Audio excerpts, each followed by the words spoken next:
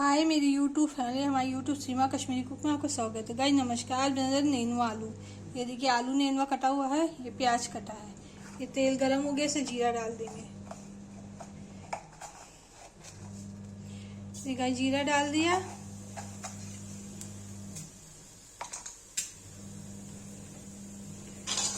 तड़क गया, इसमें डालेंगे प्याज।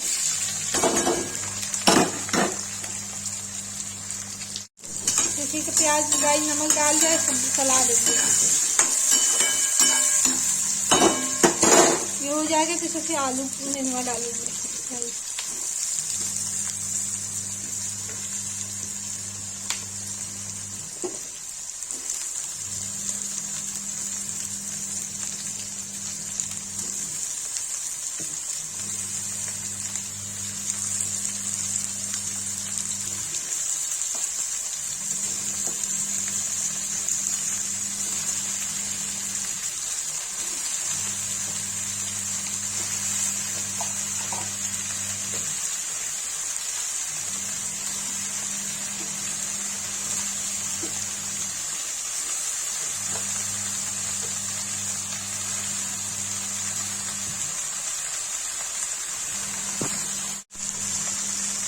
गाइस देखिए इसमें नमक डाल दिया।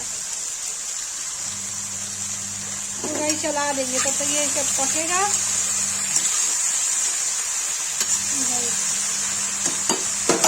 तब इसे करते हैं लाल मिर्च हल्दी और सब्जी मसाला डालेंगे। गाइस देखिए नेनुए में पानी छोड़ दिया है, ये पानी सूख जाएगा तब इसमें क्या मसाला मिलाएंगे।